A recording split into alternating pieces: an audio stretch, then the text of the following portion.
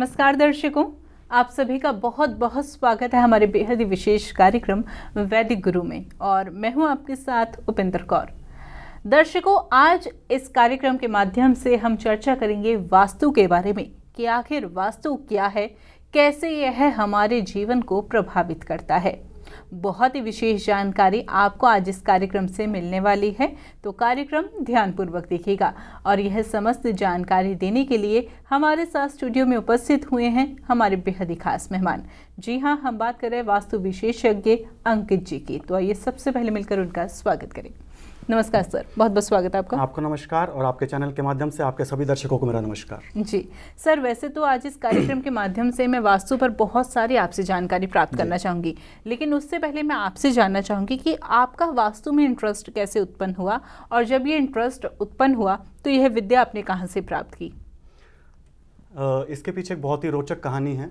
आज से लगभग 22 वर्ष पूर्व मेरे पिताजी अपने घर का निर्माण कर रहे थे, और उस घर के निर्माण के दौरान ही एक व्यक्ति, जिसके बारे में मैं श्योर नहीं हूँ कि वो वास्तु विशेषज्ञ थे या क्या थे, उन्होंने आकर कहा कि यह घर का निर्माण इस प्रकार से पूर्ण नहीं हो पाएगा।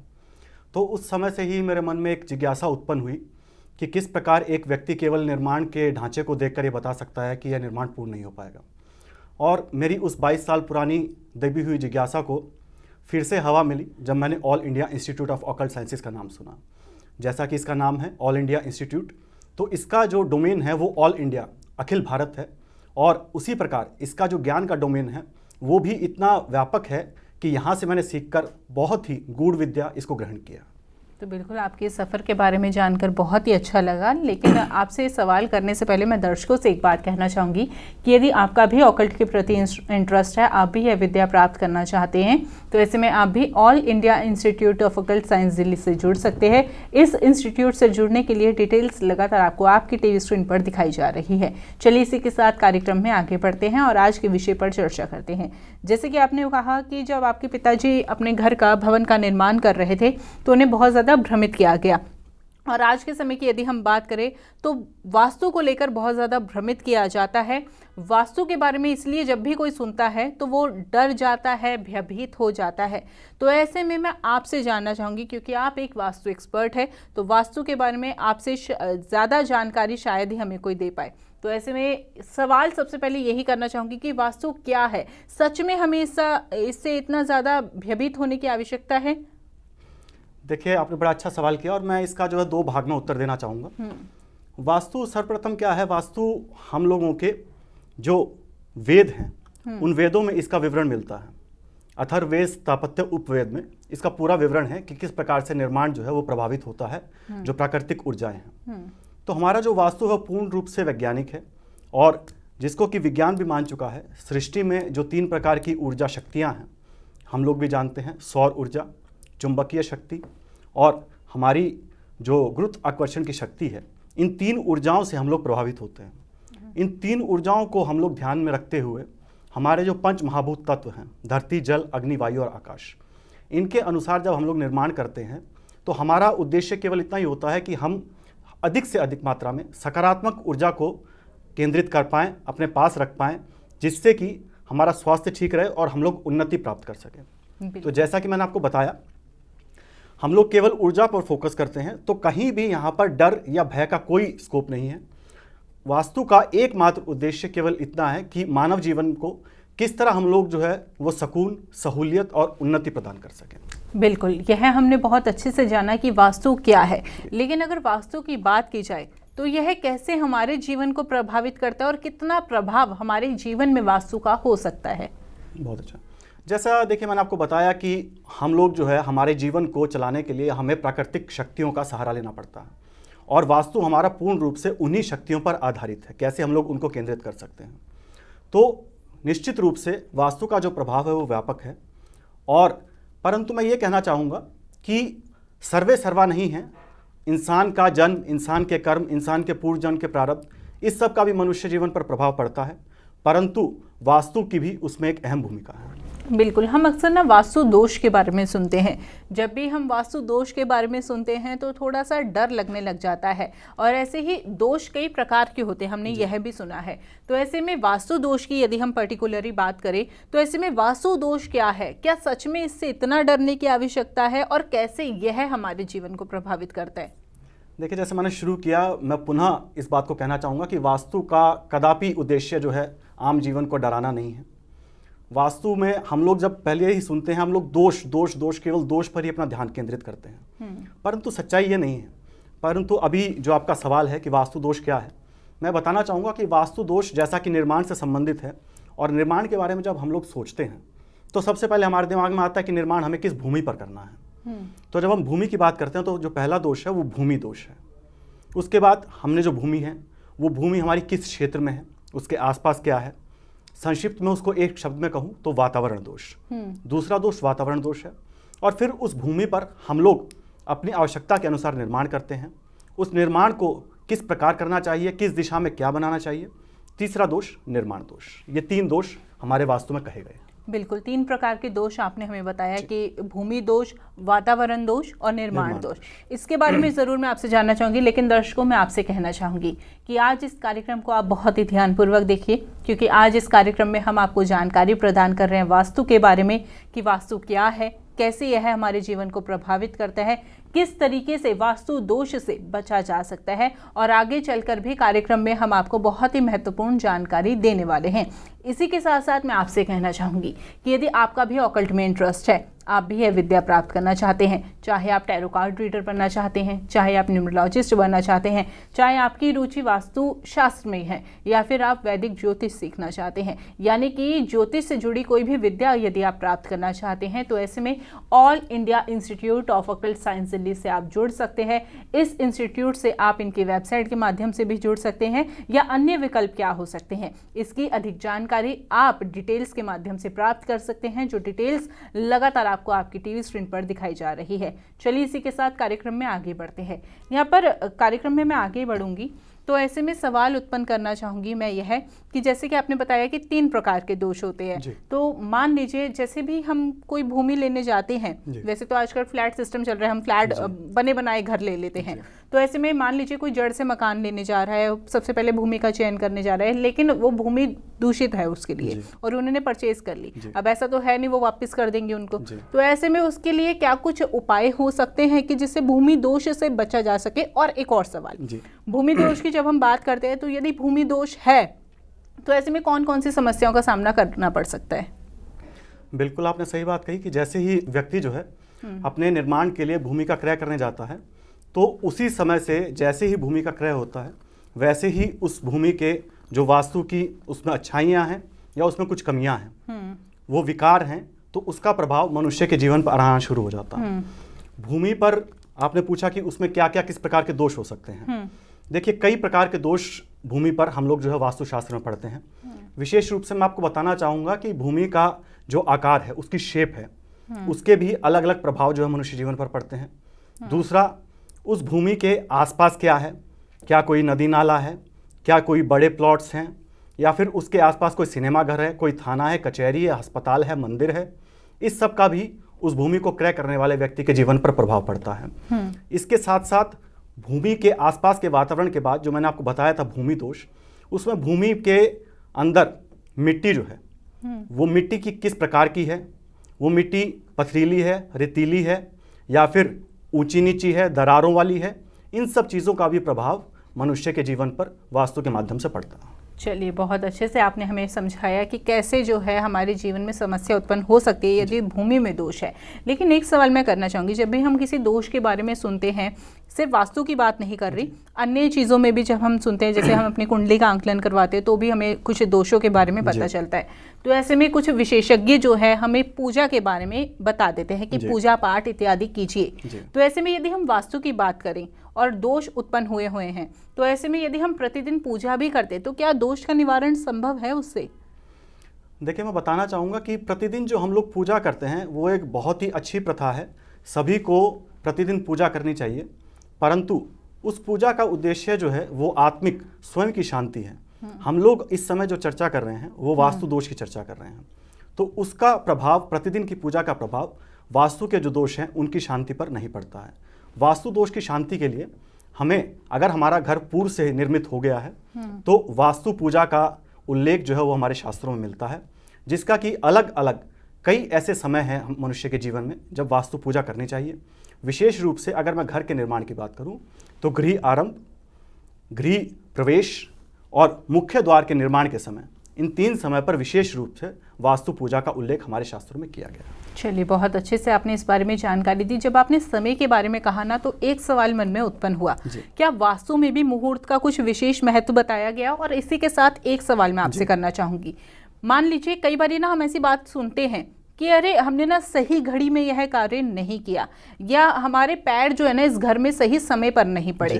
तो ऐसे में सवाल ये है कि क्या वास्तु दोष ना भी हो, लेकिन अगर हमने सही समय पे उस ग्रह में प्रवेश नहीं किया तो ऐसे में भी समस्या उत्पन्न हो सकती है वास्तु में? जी, बहुत अच्छा आपने सवाल किया। देखिए, मुहूर्त का जो है उतना ही इम्पोर्टेंस है जितना कि मनुष्य के जीवन में उसके जन्म लेने के समय का है। हम लोग ज्योतिष शास्त्र में पढ़ते हैं कि जब मनुष्य जिस समय जन्म लेता है उस समय जो ग्रह और नक्षत्रों की स्थिति होती है वो उस व्यक्ति के आने वाले जीवन काल के बारे में सब निर्णित करती है। उसी प्रकार आप उस एनालिसिस को यहाँ पर रखें भवन के संबंध में, तो भवन में हम लोग जिस समय प्रवेश कर रहे हैं या फिर खुदाई आरंभ कर रहे हैं या फिर द्वार निर्माण आरंभ कर रहे हैं, वो जो समय है उस समय के जो ग्रह और नक्षत्रों की जो स्थिति है वो उस भूमि या उस भवन के लिए कुंडली का काम करता है। तो यदि वो ग्रह और नक्षत्रों की स्थिति अनुकूल है तो वो उसके रहने वाले को अनुकूल प्रभाव देती है, और यदि नहीं है तो वो प्रतिकूल प्रभाव देती है। यहाँ मैं विशेष रूप से उल्लेख करना चाहूँगा, आपने सुना होगा महाभारत काल में भीष्म पितामह के बारे में। जी। भीष्म पितामह हस्तिनापुर की गद्दी से बंधे थे, और जब हस्तिनापुर की गद्दी सुरक्षित हो गई उसके बाद भी उन्होंने अपनी इच्छा मृत्यु के वरदान के बाद भी अपने शरीर का त्याग नहीं किया। उपयुक्त मुहूर्त के लिए वो प्रतीक्षा करते रहे, और सूर्य जब उत्तरायण में आ गया, जिसको हम लोग मकर संक्रांति कहते हैं, तब उन्होंने अपने देह का त्याग किया। मुहूर्त का इंपॉर्टेंस आप इसी से समझ सकते हैं। इसी से मुहूर्त की इंपॉर्टेंस तो हमें हमेशा से ही बताई जाती है, और अभी आपने भी बहुत अच्छे से एक्सप्लेन हमें किया। इसी के साथ साथ मन में एक और सवाल उत्पन्न हुआ, जैसे हमारे जीवन में मान लीजिए वास्तु का विपरीत प्रभाव पड़ रहा है, तो हमें कितने, मान लीजिए किसी घर में हमने प्रवेश किया और वहाँ का वास्तु ठीक नहीं है, तो ऐसे में कितने दिनों में हमें उसका असर देखने को मिल सकता है वास्तु दोष का? देखिए, जैसे मैंने आपको बताया कि जैसे ही हम लोग कोई भूमि या भवन को क्रय करते हैं तत्क्षण से ही वास्तु का प्रभाव उसके क्रेता पर आना शुरू हो जाता है। अब उसका प्रभाव आपको 2 दिन में भी देखने को मिल सकता है और 2 महीने में भी देखने को मिल सकता है। वो वास्तु दोष किस प्रकार का है और कितने दोष हैं, इन सब चीज़ों पर भी व्यक्ति का जो खुद का भाग्य है, खुद के जो कर्म हैं, इन सभी चीज़ों को मिलाकर ये निर्णित होता है कि वो प्रभाव कितने दिन में उस व्यक्ति को असर कर। अच्छा, वास्तु के बारे में एक भ्रम हमेशा फैलाया जाता है कि वास्तु दोष यदि है तो घर की तोड़फोड़ करनी पड़ेगी। ऐसे में मैं आपसे जानना चाहूँगी कि यानी कि किसी के घर में वास्तु दोष है तो ऐसे में क्या उसे तोड़फोड़ करवानी पड़ेगी घर की, क्योंकि तोड़फोड़ बहुत कॉस्टली पड़ती है और हर जगह संभव नहीं हो पाती। तो ऐसे में क्या बिना तोड़फोड़ के भी वास्तु का निवारण किया जा सकता है? देखिए, बहुत अच्छा सवाल है। आम तौर पर ये जो है वो आम जनमानस के मन में बड़ी शंका रहती है, क्योंकि भवन निर्माण के बाद जब समस्या आनी शुरू होती है तब व्यक्ति को एहसास होता है कि शायद कोई वास्तु दोष है, तब वो कंसल्ट करता है और तब पता चलता है कि हाँ वास्तव में कोई दोष है। तो यहाँ पर मैं उल्लेख करना चाहूँगा कि हमारे शास्त्रों में जो पूर्व निर्मित भवन है उसके लिए रेमेडी का भी जो है वो विधान है, और इसके अलावा जैसा कि मैंने आपको बताया कि यदि वास्तु शांति के लिए हम लोग जो है वो प्रत्येक माह कोई पूजा रखते हैं तो उससे भी हमारे वास्तु दोष जो है वो काफ़ी हद तक जो है बैलेंस हो जाता है। तो बिल्कुल दर्शकों, अभी तक इस कार्यक्रम के माध्यम से आपको बेसिक इन्फॉर्मेशन दी गई है वास्तु के बारे में कि वास्तु क्या है, कैसे हमारे जीवन को प्रभावित करता है, वास्तु दोष कैसे उत्पन्न होते हैं, कितने प्रकार के यह दोष होते हैं, कैसे इनका निवारण किया जा सकता है, और क्या वास्तु दोष होने पर घर के तोड़फोड़ की आवश्यकता होती है या नहीं, यानी कि बिना तोड़फोड़ के भी उसका उपाय किया जा सकता है। बहुत ही विशेष जानकारी अभी तक आपको दी गई है। कार्यक्रम में आगे चलकर अब हम आपको बताएंगे कि घर के बेडरूम कैसे होना चाहिए, या वास्तु के अकॉर्डिंग घर का महत्वपूर्ण स्थान कौन सा है, बच्चों के जो है स्टडी रूम कैसा होना चाहिए जिससे उनका पढ़ाई में मन लग सके, कुछ विशेष उपाय भी आपको बताए जाएंगे। यानी कि अभी कार्यक्रम में आगे चलकर बहुत कुछ आपको बताया जाएगा, तो अभी कार्यक्रम में बने रहिएगा और साथ ही साथ ध्यानपूर्वक भी आप कार्यक्रम को देखिएगा। इसी के साथ साथ मैं फिर से आपसे यही बात कहना चाहूँगी कि यदि आपका भी ऑकल्ट में इंटरेस्ट है, आप भी यह विद्या प्राप्त करना चाहते हैं, तो ऐसे में आप भी all India institute of occult science Delhi से जुड़ सकते हैं। कैसे आप इंस्टीट्यूट से जुड़ सकते हैं उसके लिए डिटेल्स लगातार आपको आपकी टीवी स्क्रीन पर दिखाई जा रही है। चलिए इसी के साथ कार्यक्रम में आगे बढ़ते हैं। जैसे कि मैंने अभी दर्शकों से कहा कि अब हम बात करेंगे कि घर में कौन सा महत्वपूर्ण स्थान हमारा होता है वास्तु के अकॉर्डिंग, घर के बेडरूम कैसे होने चाहिए, बच्चों का स्टडी रूम कैसा होना चाहिए, इस बारे में डिस्कस करेंगे। तो एक एक कर हम इस पे बात करते हैं। तो सबसे पहले घर के अगर हम सबसे महत्वपूर्ण स्थान की बात करें वास्तु के अकॉर्डिंग, तो वो कौन सा स्थान है?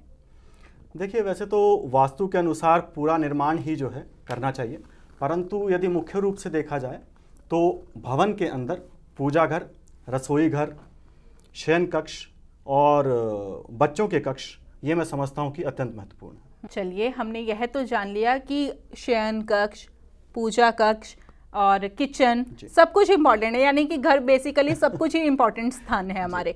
तो ऐसे में सबसे पहले किचन की बात करते हैं, क्योंकि किचन जो है हमारे घर का सबसे महत्वपूर्ण स्थान माना जाता है। सबसे पहले तो गृहिणियों के लिए सबसे महत्वपूर्ण स्थान होता है। तो ऐसे में यह क्वेश्चन मैं अपने लिए भी कर रही हूँ बेसिकली। तो ऐसे में सवाल यह उत्पन्न होता है कि हमारी किचन का एरिया जो है, यानी कि किचन हमें कहाँ निर्माण करनी चाहिए, कैसा निर्माण होना चाहिए, और यदि हम किसी गलत स्थान पर किचन का निर्माण कर देते हैं तो कौन कौन सी समस्याओं का सामना करना पड़ सकता है और यह समस्याएं किसके जीवन में आएगी? जी, अच्छा सवाल है। मैंने जैसा आपको बताया कि किचन जो है वो भवन के अंदर एक बहुत ही महत्वपूर्ण कक्ष है। किचन के लिए शास्त्रों में जो सबसे उपयुक्त दिशा बताई गई है वो साउथ ईस्ट बताई गई है।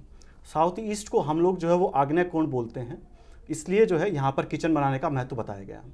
किचन में मुख्य रूप से जो गृहिणी है, जैसा आपने अपने लिए भी सवाल किया, जो खाना बनाने वाला है उसका मुख जो है वो ईस्ट दिशा की ओर हो तो सबसे अच्छा है। इसके अलावा यदि हमारे किचन में फ्रिज रखा है तो उसको हम लोग वेस्ट की ओर रखें तो वो अच्छा है।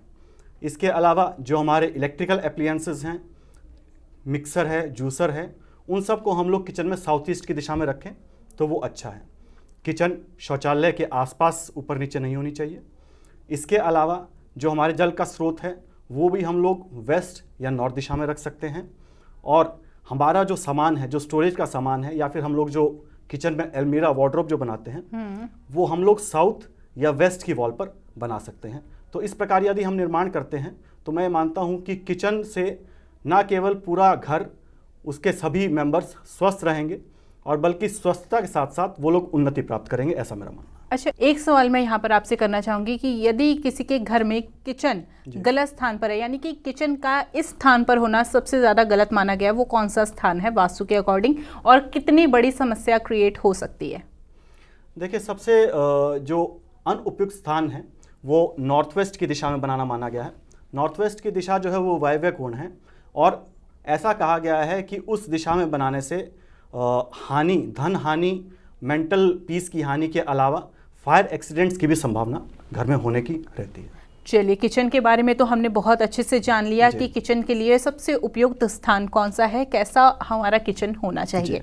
अब मैं बात करना चाहूँगी घर के एक और महत्वपूर्ण स्थान के बारे में, यानी कि पूजा घर के बारे में। हम अक्सर अपने पूजा घर को लेकर ना चिंतित रहते हैं कि भगवान जी की फोटोज़ हम कहाँ लगाएं, भगवान जी की मूर्ति को कहाँ स्थापित करें और साथ ही साथ कितनी मूर्तियों को स्थापित करें। आजकल यह भी एक डिबेटेबल जो है ना एक टॉपिक है। तो ऐसे में इसके बारे में जानना चाहूँगी कि घर का पूजा स्थल कैसा होना चाहिए, किस दिशा में होना चाहिए? बहुत अच्छा सवाल है। देखिए, घर के अंदर पूजा स्थल जो है वो एक महत्वपूर्ण स्थान रखता है और सभी अपने घर में छोटे से लेकर बड़े घर तक जिस प्रकार स्थान की उपलब्धता हो, हर आदमी अपने घर में पूजा घर बनाता। पूजा घर के लिए मनुष्य चिंतित इसलिए भी रहता है क्योंकि शायद कुछ भ्रम भी फैल गए हैं कि केवल नॉर्थ ईस्ट दिशा में बनाना चाहिए, जबकि वास्तविकता ये है कि साउथ, साउथ वेस्ट और वेस्ट, इन दिशाओं को, जो वेस्ट भी नहीं, साउथ और साउथ वेस्ट, इन दो दिशाओं को छोड़कर अन्य किसी भी दिशा में सहूलियत पूर्वक हम लोग पूजा घर का निर्माण कर सकते हैं। यद्यपि मैं पुनः कहना चाहूँगा कि यदि नॉर्थ ईस्ट दिशा की उपलब्धता है तो वो सर्वोत्तम, फर्स्ट प्रायोरिटी की दिशा है। हमें सर्वप्रथम उसी दिशा में बनाना चाहिए और प्रयास करना चाहिए कि पूजा घर यदि सेपरेट कक्ष है तो उस कक्ष की दीवारें जो हैं वो पीले रंग से हों। जो देवी देवताओं की मूर्तियों की, जैसे आपने बात की उसकी दिशाओं की, तो देवी देवताओं की मूर्तियां जो हैं वो नॉर्थ या ईस्ट की ओर होनी चाहिए, कभी भी साउथ की ओर ना रखें। यदि हम लोग उस तरह रखते हैं तो जो पूजा करने वाला जो व्यक्ति है, जो भक्त है, उसका मुख साउथ की ओर हो जाएगा, जो कि कदापि उचित नहीं है। इसमें ध्यान रखने योग्य बात यह भी है कि जो भक्त है, जो पूजा कर रहा है, उसका आसन या उसके बैठने की जगह जो है वो जहाँ भगवान देवताओं की जहाँ मूर्तियाँ विराजमान हैं उस आसन से नीचे होनी चाहिए, और व्यक्ति को जो है इस तरह से पूजा करनी चाहिए कि हमेशा उसका मुख जो है वो ईस्ट या नॉर्थ की ओर रहे। चलिए, पूजा घर के बारे में जाना, लेकिन इसी के साथ एक सवाल और जुड़ा है। वो सवाल यह है कि अक्सर हम कई घरों में ऐसा भी देखते हैं कि भगवान जी के चित्र जो है कहीं पर भी लगा दिए जाते हैं, चाहे वो हम हॉल की बात करें, चाहे बेडरूम्स की बात करें, यानी कि कहीं पर भी भगवान जी के चित्र को स्थापित कर दिया जाता है। तो ऐसे में सवाल ये करना चाहूँगी कि क्या हम कहीं पर भी भगवान जी के चित्र लगा सकते हैं? क्योंकि कहते हैं कि अरे ये तो भगवान जी की फोटो ना, हर दिशा से वो हमें देख रहे हैं। तो ऐसे में क्या इस बात में सच्चाई है या गलत है? ये देखिए, काफ़ी हद तक इस बात में सच्चाई है। केवल एक एक्सेप्शन इसमें है। हम लोग शयन कक्ष के अतिरिक्त हमारे घर में जितने भी कक्ष हैं वहाँ पर हम लोग अपने भगवान जी की मूर्तियाँ या फोटो लगा सकते हैं। आपने जो एक प्रश्न किया था कि क्या मूर्ति नहीं रखनी चाहिए, किसकी नहीं रखनी चाहिए, किस संख्या में नहीं रखनी चाहिए, केवल मैं एक चीज़ कहना चाहूँगा बिना किसी की भावना को ठेस पहुँचाए कि घर में शिवलिंग की स्थापना करने से, शिवलिंग को रखने से बचना चाहिए। यदि किसी को रखना ही है तो उसे शिव परिवार के साथ रखना चाहिए। चलिए, बहुत ही अच्छे से आपने हमें समझाया कि घर की किचन कैसे होनी चाहिए और घर का पूजा घर कैसा होना चाहिए। अभी तक हमने बहुत अच्छे से जाना। अब मैं बेडरूम्स की बात करना चाहूँगी। बेसिकली घर के एक घर में जो है 3 जनरेशन ज़्यादातर देखी जाती है कि घर के बड़े बुजुर्ग रहते हैं, माता पिता रहते हैं, उनके बच्चे रहते हैं। तो ऐसे में तीनों जनरेशन की यदि हम बात करें तो ऐसे में घर के जो बड़े बुजुर्ग हैं उनका कमरा कहाँ होना चाहिए, उनके लिए सबसे उपयुक्त जो स्थान है वो क्या है? आपने सही कहा कि आमतौर पर घरों में जो है वो 3 पीढ़ी के लोग रहते हैं। इसमें जो सबसे बुजुर्ग व्यक्ति है उनके लिए वास्तुशास्त्र में साउथ यानी दक्षिण की दिशा में बेडरूम बनाना सबसे उपयुक्त बताया गया है। उसके बाद जो घर के यंग कपल हैं उनके लिए नॉर्थ वेस्ट की दिशा सबसे उपयुक्त बताई गई है, और बच्चों के लिए नॉर्थ ईस्ट की ओर कमरा बनाना सबसे अच्छा बताया गया। चलिए, हमने यह तीनों जनरेशन के बारे में जान लिया कि किनका कमरा कहाँ होना चाहिए। इसी के साथ साथ मैं स्टडी रूम की भी बात करना चाहूँगी कि आजकल बच्चों के लिए हम सेपरेट जो है स्टडी रूम बनाते हैं, तो स्टडी रूम कहाँ होना चाहिए जिससे बच्चों का मन पढ़ाई में लगे? और इसी के साथ साथ एक सवाल और करना चाहूँगी। स्टडी रूम की तो बात रही, आजकल हम एक वर्क प्लेस भी अलग से बनाते हैं, तो कई लोग ऐसा भी करते हैं कि स्टडी रूम में ही वर्क प्लेस भी रख देते हैं। तो क्या वर्क प्लेस और स्टडी रूम एक ही जगह पर होना ठीक है या दोनों के लिए अलग अलग स्थान है? देखिए, पहले मैं बात करता हूँ बच्चों के लिए स्टडी रूम की। तो स्टडी रूम के लिए हालांकि नॉर्थ ईस्ट डायरेक्शन भी अच्छी है, परंतु सबसे अच्छी दिशा जो बताई गई है वो वेस्ट साउथ वेस्ट की बताई गई है। स्टडी रूम के बारे में मैं बताना चाहूँगा कि स्टडी रूम में जब पढ़ाई कर रहा है तो उसका फेस, उसका मुख जो है वो नॉर्थ या ईस्ट की ओर होना चाहिए। उसकी टेबल पर, जो स्टडी टेबल है, अनावश्यक सामान नहीं रखा होना चाहिए, जिसको हम कहते हैं कि क्लटर्ड नहीं होनी चाहिए। केवल आवश्यकता भर की कॉपियाँ किताबें वहाँ रखी हों। जो खराब सामान है, टूटा हुआ फर्नीचर है, जो खराब पेन या पेंसिल हैं, वो भी उस कक्ष में नहीं होने चाहिए। संभव हो तो टेबल पर एक ग्लोब रखना चाहिए, और नॉर्थ ईस्ट की दिशा में देवी सरस्वती की यदि फोटो या प्रतिमा लगाई जाए तो उससे बच्चे की पढ़ाई पर, एकाग्रता पर बड़ा अनुकूल प्रभाव पड़ता है।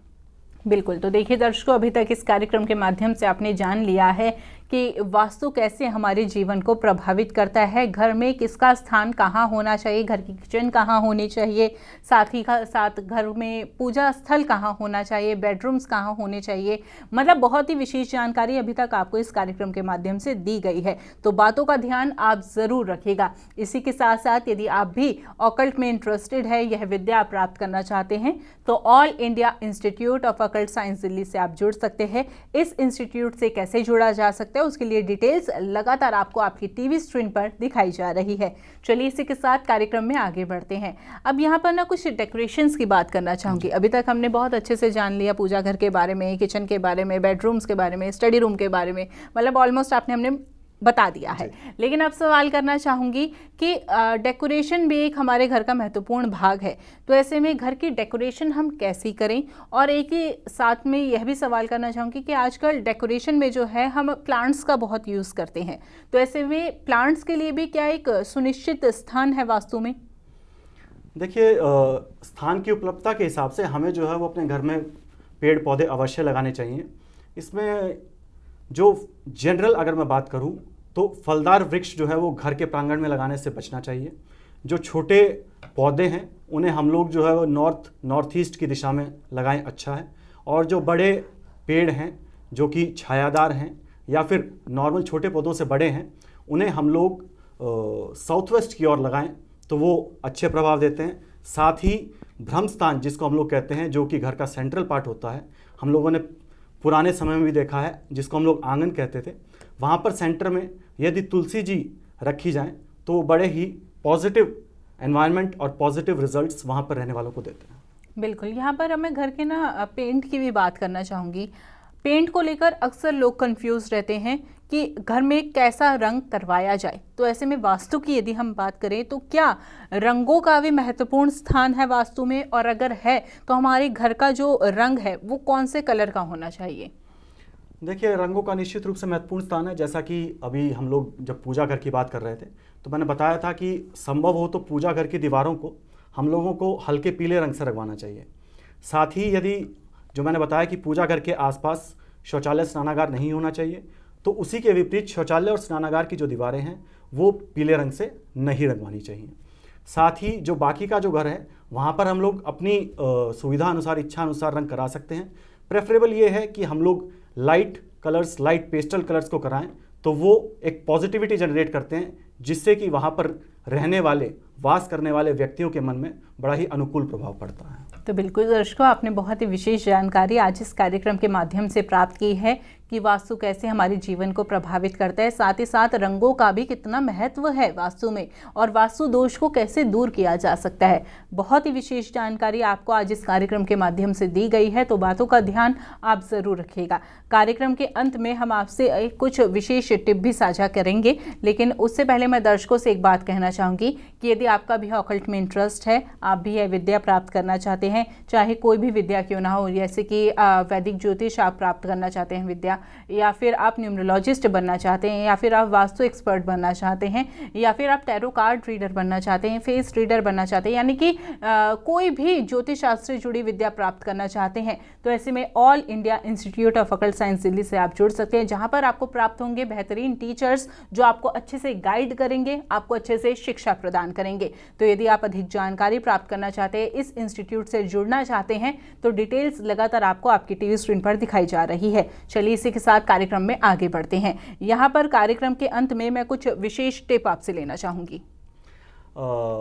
विशेष टिप से पहले मैं all India institute of occult sciences ji, हमारे डायरेक्टर आदरणीय गुरुदेव श्री कश्यप जी, हमारे वास्तु के गुरु श्री नवल सर, संतवानी चैनल, आपकी समस्त टीम, आपका मैं आभार व्यक्त करता हूँ कि आप लोगों के कारण आज मुझे ये अवसर प्राप्त हुआ कि आपके चैनल के माध्यम से मैं अपना वास्तु से संबंधित अर्जित ज्ञान जो है वो आम जन तक पहुँचा पाऊँ। जहाँ तक आपने संदेश की बात की, तो मैं पुनः केवल एक ही बात दोहराना चाहूँगा। जैसा मैंने शुरू में कहा था कि वास्तु से किसी को भी डरने की आवश्यकता नहीं है। वास्तु का उद्देश्य, वास्तु का उद्गम केवल मानव जीवन को एकदम सुगम, सुरक्षित और उन्नत बनाने का है, किसी को डराने का नहीं है। आजकल सोशल मीडिया का ज़माना है। हम लोग देखते हैं कि सोशल मीडिया पर तरह तरह के रील्स आते हैं जिसमें कि वास्तु दोष और उसके रेमेडीज़ के बारे में बताया जाता है। मैं सभी दर्शकों से कहना चाहूँगा, जिस प्रकार हम लोग किसी भी प्रकार के बुखार में केवल एक क्रॉसिन ही नहीं लेते हैं, उदाहरण के तौर पर टाइफाइड की अलग दवा है, जॉन्डिस की अलग दवा है, वायरल फीवर की अलग दवा है, उसी प्रकार से मैं ये कहना चाहूँगा कि वास्तु की रेमेडीज़ भी एक रेमेडी सबके लिए लागू नहीं है। जब तक वास्तु विशेषज्ञ आपके स्थल, आपके भवन का विजिट ना कर लें, तब तक उसके दोष और उसके रेमेडीज़ नहीं बता सकते हैं। तो मेरा सभी से यही निवेदन रहेगा कि आप लोग केवल सोशल मीडिया देखकर रेमेडीज़ ना करें, आप लोग रील्स को छोड़ें, रियल एक्सपर्ट को रियल ग्राउंड पर बुलाकर मार्गदर्शन लें, जिससे आपका जीवन भी सफल, सुगम और उन्नत हो सके। बिल्कुल, वास्तु कभी भी भ्रमित नहीं करता, बल्कि यह आपको राह दिखाता है जिस पर चलकर आप अपने जीवन में परेशानियों को दूर कर सकते हैं, सफलता को प्राप्त कर सकते हैं। फिलहाल वक्त इशारा कर रहा है कार्यक्रम को यहीं पर विराम देने का। सर, आप जुड़े कीमती जानकारी दी, बहुत बहुत धन्यवाद। बहुत बहुत धन्यवाद। नमस्कार दर्शकों। आप हमारे संतवाणी चैनल को सब्सक्राइब करें, वीडियो को लाइक करें, शेयर करें।